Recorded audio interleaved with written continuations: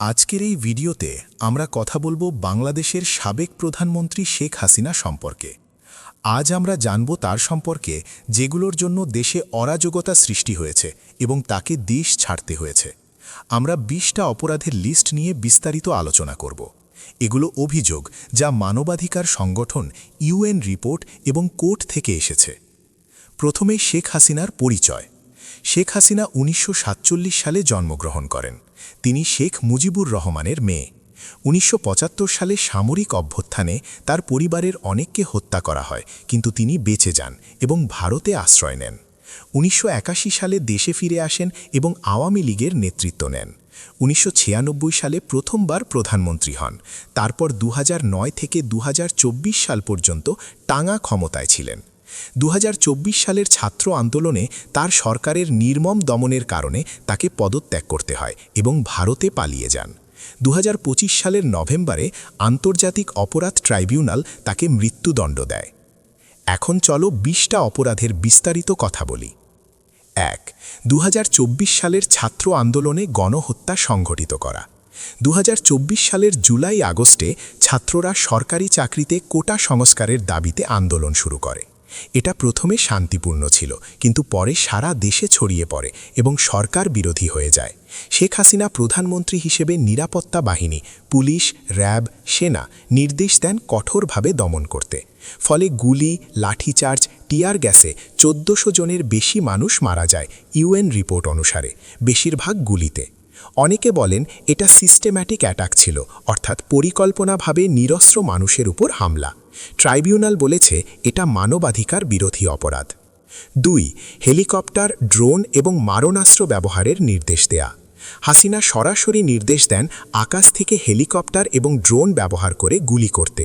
কিছু audio, video এবং সাক্ষ্যে বলা হয়েছে যে তিনি বলেছেন লিথাল ফোর্স ব্যবহার করো বা গুলি করো।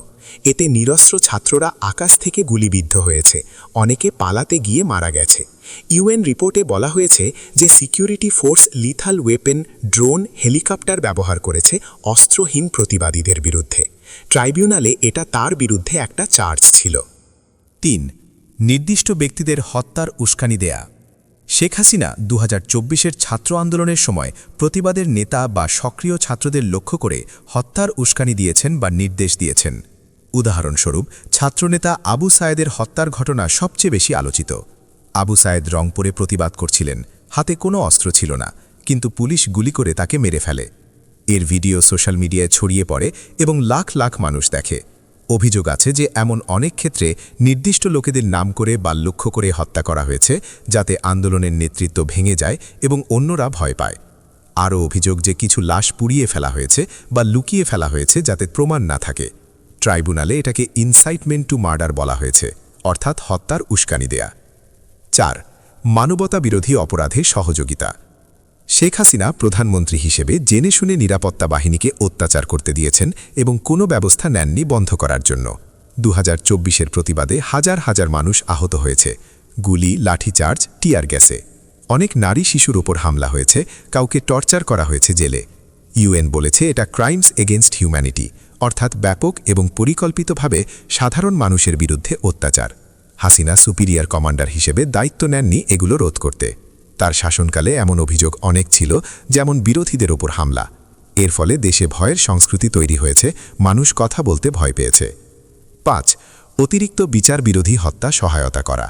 শেখ হাসিনার ২০০৯ থেকে ২০২৪ সাল পর্যন্ত শাসনে র্যাব, পুলিশ ক্রসফায়ার বা গানফায়ার নামে হাজার হাজার মানুষকে হত্যা করেছে। মাদক বিরোধী অভিযান বলা হয়, কিন্তু হিউম্যান রাইটস ওয়াচ এবং অন্যান্য সংগঠন বলে এগুলো বিচার বিরোধী হত্যা, অর্থাৎ কোনো বিচার ছাড়াই হত্যা। ২০০৯ থেকে প্রায় ২০০০-এর কাছাকাছি এমন হত্যার অভিযোগ আছে। অনেক ক্ষেত্রে বিরোধী নেতা বা অ্যাক্টিভিস্টদের টার্গেট করা হয়েছে।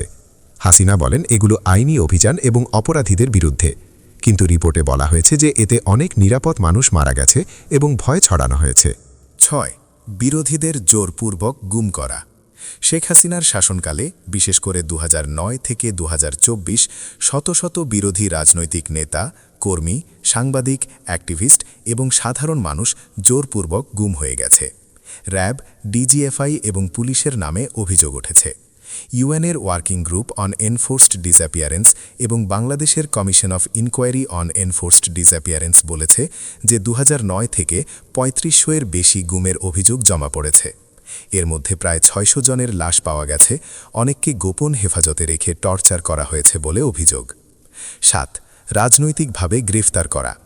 হাসিনার শাসনে হাজার হাজার বিরোধী নেতাকর্মীকে মিথ্যা বা রাজনৈতিক মামলায় গ্রেফতার করে জেলে পাঠানো হয়েছে। বিএনপি চেয়ারপারসন খালেদা জিয়াকে দুর্নীতির মামলায় দীর্ঘদিন জেলে রাখা হয়েছে, যা অনেকে রাজনৈতিক প্রতিহিংসা বলে মনে করেন। একইভাবে দেলাওয়ার হোসাইন সাইদি, তারেক রহমান, গয়েশ্বর চন্দ্র রায়সহ শত শত নেতাকে বিভিন্ন মামলায় জড়ানো হয়েছে। 2018 ও 2024 নির্বাচনের আগে বিরোধীদের গ্রেফতার করে আন্দোলন দমন করা হয়েছে বলে অভিযোগ। এর ফলে গণতান্ত্রিক প্রক্রিয়া দুর্বল হয়েছে, বিরোধী দলগুলো কার্যকরভাবে কাজ করতে পারেনি। 8. স্বাধীন মিডিয়া দমন। সাংবাদিকদের গ্রেফতার, মিডিয়া হাউস বন্ধ করা, ডিজিটাল সিকিউরিটি অ্যাক্ট, পরে সাইবার সিকিউরিটি অ্যাক্ট ব্যবহার করে সমালোচনা দমন করা হয়েছে। প্রথম আলো, দৈনিক আমার দেশ, ডিজি চ্যানেল সহ অনেক মিডিয়ার ওপর চাপ দেয়া হয়েছে। সাংবাদিক শফিক রেহমান, মাহমুদুর রহমান, শামসুজ্জামান শামস এদের জেলে পাঠানো হয়েছে। ফলে স্বাধীন সাংবাদিকতা প্রায় নিশ্চিহ্ন হয়ে গেছে। অ্যামনেস্টি ইন্টারন্যাশনাল বলেছে বাংলাদেশে প্রেস ফ্রিডমের অবস্থা খুব খারাপ ছিল। 9. পাবলিক প্রজেক্টে দুর্নীতি। বড় বড় উন্নয়ন প্রকল্পে বিপুল পরিমাণ দুর্নীতির অভিযোগ উঠেছে। পদ্মা সেতু, ঢাকা মেট্রো রেল, রূপপুর পারমাণবিক বিদ্যুৎ কেন্দ্র, কর্ণফুলী টানেল, মাতারবাড়ি বিদ্যুৎ প্রকল্প এসব ক্ষেত্রে কোটি কোটি টাকা লুটপাটের অভিযোগ। তার পরিবারের সদস্য, ঘনিষ্ঠ ব্যবসায়ী ও রাজনৈতিক নেতারা লাভবান হয়েছে বলে অভিযোগ। 2012 সালে ওয়ার্ল্ড ব্যাংক পদ্মা সেতু প্রকল্প থেকে সরে যায় দুর্নীতির অভিযোগে। ট্রান্সপারেন্সি ইন্টারন্যাশনাল বাংলাদেশ বলেছে দুর্নীতি সিস্টেমেটিক এবং সরকারের উচ্চ পর্যায়ে ছিল। এর ফলে জনগণের টাকা অপচয় হয়েছে এবং অর্থনৈতিক অসমতা বেড়েছে। নির্বাচন জালিয়াতি 2018 এবং 2024। 2018 সালের সাধারণ নির্বাচনে ভোটের আগের রাতে ব্যালট বাক্স ভর্তি করা, ভোটারদের ভয় দেখানো, বিরোধী এজেন্টদের বের করে দেয়া এসব অভিযোগ উঠেছে। আওয়ামী লীগ 296 আসন পায়। 2024 সালের নির্বাচনেও একই ধরনের অনিয়মের অভিযোগ। ইউরোপিয়ান ইউনিয়ন, যুক্তরাষ্ট্র, কমনওয়েলথ, অনেক আন্তর্জাতিক পর্যবেক্ষক বলেছে নির্বাচন অবাধ ও সুষ্ঠু ছিল না। এর ফলে গণতন্ত্রের বিশ্বাসযোগ্যতা কমে যায় এবং জনগণের মধ্যে অসন্তোষ বাড়ে। 11. আন্দোলনে অত্যাচার রোধ না করা। শেখ হাসিনা প্রধানমন্ত্রী হিসেবে পুলিশ, র্যাব, বিজিবি, সেনাবাহিনীর সর্বোচ্চ কমান্ডার ছিলেন। 2024 সালের ছাত্র আন্দোলনে গুলি, লাঠিচার্জ, টিয়ার গ্যাস, টর্চার এসব অত্যাচার চলার সময় তিনি কোনো নির্দেশ দেননি বা বন্ধ করেননি। আন্তর্জাতিক অপরাধ ট্রাইব্যুনাল 2025 সালের রায়ে বলেছে যে তিনি সুপিরিয়র কমান্ডার হিসেবে দায়িত্ব পালন করেননি এবং জেনে শুনে অত্যাচার চলতে দিয়েছেন। ইউএন রিপোর্টেও বলা হয়েছে রাজনৈতিক নেতৃত্বের সম্মতিতে এগুলো ঘটেছে। ফলে প্রায় 1400 মানুষ মারা যায় এবং হাজার হাজার আহত হয়। 12. নির্দিষ্ট এলাকায় দমন সমন্বয়। আন্দোলনের হটস্পট এলাকা যেমন ঢাকা বিশ্ববিদ্যালয়, শাহবাগ, রামপুরা, উত্তরা, মিরপুর, গুলশান এগুলোকে লক্ষ্য করে বিশেষ অভিযান চালানো হয়েছে। পুলিশ, র্যাব, সেনা একসঙ্গে ঢুকে গুলি, টিয়ার গ্যাস চালিয়েছে। অনেক বাড়িঘর ভাঙচুর, পরিবার উচ্ছেদ করা হয়েছে। সাক্ষ্যদাতারা বলেছেন এটা পরিকল্পিত ছিল যাতে আন্দোলনের মূল কেন্দ্র দুর্বল হয়ে যায়। এর ফলে স্থানীয় মানুষের মধ্যে ভয় ও ক্ষোভ বেড়েছে। 13. গণহত্যায় সহায়তা। আন্তর্জাতিক অপরাধ ট্রাইব্যুনাল আইসিটি 2025 সালের নভেম্বরে রায় দিয়েছে যে শেখ হাসিনা 2024 সালের জুলাই আগস্টের ছাত্র আন্দোলনে গণহত্যায় সরাসরি সহায়তা করেছেন। অভিযোগ হল তিনি নিরাপত্তা বাহিনীকে police, RAB, BGB, lethal force, প্রাণঘাতী অস্ত্র ব্যবহারের অনুমতি দিয়েছেন, উস্কানি দিয়েছেন এবং অভিযান চলাকালীন কোনো বাধা দেননি। ইউএনের ফ্যাক্ট ফাইন্ডিং রিপোর্টে বলা হয়েছে যে এটা পরিকল্পিত ও সিস্টেম্যাটিক ছিল। ফলে প্রায় 1400 মানুষ মারা যায়, বেশিরভাগ গুলিতে, হাজার হাজার আহত হয়। ট্রাইব্যুনাল এটাকে মানবতা বিরোধী অপরাধের অংশ হিসেবে দেখেছে। 14. অর্থনৈতিক অসমতা বাড়ানো। তার 15 বছরের শাসনে অর্থনৈতিক নীতি বড় ব্যবসায়ী, ক্রোনি, সরকারি পৃষ্ঠপোষকতাপ্রাপ্ত লোক এবং দলীয় নেতাদের পক্ষে ছিল।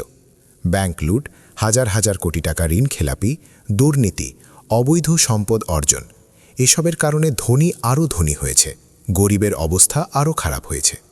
বেকারত্ব বেড়েছে, দ্রব্যমূল্যের ঊর্ধ্বগতি সাধারণ মানুষকে চাপে ফেলেছে। ট্রান্সপারেন্সি ইন্টারন্যাশনালের রিপোর্টে বাংলাদেশের দুর্নীতি সূচক খারাপ অবস্থানে ছিল। এই অর্থনৈতিক অসমতা ও ক্ষোভ 2024-এর আন্দোলনকে জ্বালিয়ে তুলেছে। 15 সংখ্যালঘুদের ওপর মানবাধিকার লঙ্ঘন। হিন্দু, বৌদ্ধ, খ্রিস্টান সম্প্রদায়ের ওপর বিভিন্ন সময় হামলা, মন্দির, গির্জা, পূজাস্থল ভাঙচুর, জমি দখল, লুটপাটের ঘটনা ঘটেছে। অভিযোগ উঠেছে যে সরকার কার্যকর ব্যবস্থা নেয়নি বা দোষীদের শাস্তি দেয়নি। ফলে সংখ্যালঘু সম্প্রদায়ের মধ্যে নিরাপত্তাহীনতা বেড়েছে। অনেকে দেশ ছেড়ে চলে গেছে। হিউম্যান রাইটস ওয়াচ ও অ্যামনেস্টি ইন্টারন্যাশনাল এসব ঘটনা নথিভুক্ত করেছে। 16 বিরোধী দল দমনের ষড়যন্ত্র। শেখ হাসিনার শাসনকালে বিএনপি, জামায়াতে ইসলামী সহ প্রধান বিরোধী দলগুলোকে দুর্বল করার জন্য একের পর এক পদক্ষেপ নেওয়া হয়েছে বলে অভিযোগ। নেতাদের মিথ্যা মামলায় জেলে পুরা, নির্বাসিত করা, দলের অভ্যন্তরে বিভেদ সৃষ্টি করা, দল ভাঙার চেষ্টা, এসবের মাধ্যমে বিরোধীদের রাজনৈতিকভাবে অকেজো করে দেয়া হয়েছে। উদাহরণস্বরূপ, খালেদা জিয়াকে দীর্ঘদিন জেলে রাখা, তারেক রহমানকে নির্বাসিত রাখা, বিএনপির অনেক নেতাকে মামলায় জড়ানো। নির্বাচনের আগে বিরোধী নেতাকর্মীদের গ্রেফতার করে আন্দোলন দমন করা হয়েছে। ফলে বাংলাদেশের রাজনীতি প্রায় একদলীয় হয়ে পড়েছে। সমালোচকরা বলেন এটা স্বৈরাচারী শাসনের লক্ষণ। 17 রাষ্ট্রীয় সহিংসা দিয়ে পৃষ্ঠপোষকতা। অভিযোগ উঠেছে যে আওয়ামী লীগের অনুগত ক্যাডার, চাঁদাবাজ, স্থানীয় সন্ত্রাসী ও দলীয় নেতাদের রাষ্ট্রীয় সহিংসা ও পৃষ্ঠপোষকতা দেয়া হয়েছে। অনেক এলাকায় চাঁদাবাজি, জমি দখল, ব্যবসা থেকে টাকা তোলা, ভয় দেখানো এসব করলেও পুলিশ বা প্রশাসন কোনো ব্যবস্থা নেয়নি। কিছু ক্ষেত্রে দলীয় লোকেরা নিজেরাই পুলিশের সহায়তা পেয়েছে বলে অভিযোগ। এর ফলে সাধারণ মানুষের মধ্যে ভয়ের সংস্কৃতি তৈরি হয়েছে এবং আইনের শাসনের পরিবর্তে দলীয় শাসন প্রতিষ্ঠিত হয়েছে। সমালোচকরা এটাকে মাফিয়া স্টাইল বা পেট্রন ক্লায়েন্ট শাসন বলে আখ্যা দিয়েছেন। বিচার বিভাগের স্বাধীনতা উপেক্ষা। বিচার বিভাগকে সরকারের প্রভাবিত করার অভিযোগ অনেক দিনের। বিচারপতি নিয়োগ, রায় প্রভাবিত করা, সরকারের পক্ষে রায় দেয়া। সুপ্রিম কোর্টের অনেক গুরুত্বপূর্ণ মামলায়, নির্বাচনী মামলা, রাজনৈতিক নেতাদের মামলা, সরকারি সিদ্ধান্তের বৈধতা, সরকারের সুবিধা হয়েছে বলে সমালোচনা। ফলে বিচার বিভাগের স্বাধীনতা নষ্ট হয়েছে এবং আইনের শাসনের পরিবর্তে শাসকের শাসন প্রতিষ্ঠিত হয়েছে। আন্তর্জাতিক সংগঠনগুলো বারবার এই বিষয়ে উদ্বেগ প্রকাশ করেছে। 19 পরিবেশ অবহেলা করে বিপর্যয়। অনিয়ন্ত্রিত উন্নয়ন প্রকল্পের কারণে পরিবেশের ব্যাপক ক্ষতি হয়েছে। নদী, খাল, জলাশয় দখল, বন উজাড়, পাহাড় কাটা, অবৈধ ইটভাটা, শিল্প কারখানার দূষণ এসবের ফলে বন্যা, খরা, ভূমিধস, নদী ভাঙন, বায়ু পানি দূষণ বেড়েছে। পরিবেশবাদী সংগঠন ও বিশেষজ্ঞরা বারবার সতর্ক করলেও কার্যকর পদক্ষেপ নেওয়া হয়নি। দরিদ্র গ্রামীণ ও নদীতীরবর্তী মানুষেরা সবচেয়ে বেশি ক্ষতিগ্রস্ত হয়েছে। এই পরিবেশ ধ্বংস দীর্ঘমেয়াদে দেশের জন্য বড় বিপদ তৈরি করেছে। 20 কোটা সংস্কারে আপোষ না করা। 2024 সালে সরকারি চাকরিতে কোটা পুনর্বহাল করা হয়। ছাত্র যুবকরা শান্তিপূর্ণভাবে কোটা সংস্কারের দাবি জানালেও সরকার আপোষ না করে কঠোর অবস্থান নেয়। প্রধানমন্ত্রী নিজে বক্তব্যে কঠোর কথা বলেন এবং দমনের নির্দেশ দেয়া হয়। ফলে শান্তিপূর্ণ আন্দোলন বড় হয়ে সারা দেশে ছড়িয়ে পড়ে, গণ অভ্যুত্থানে পরিণত হয় এবং শেষ পর্যন্ত তার পদত্যাগ ও দেশত্যাগ ঘটে। এই একটা সিদ্ধান্তই তার 15 বছরের শাসনের অবসান ঘটিয়েছে। এই অভিযোগগুলো মিলে দেশে দীর্ঘদিনের অস্থিরতা, অরাজকতা ও জনরোষ তৈরি করেছে। হাসিনা ভারতে আছেন এবং সব অস্বীকার করছেন। তোমাদের মতামত কমেন্টে জানাও। লাইক, শেয়ার, সাবস্ক্রাইব করো। ধন্যবাদ।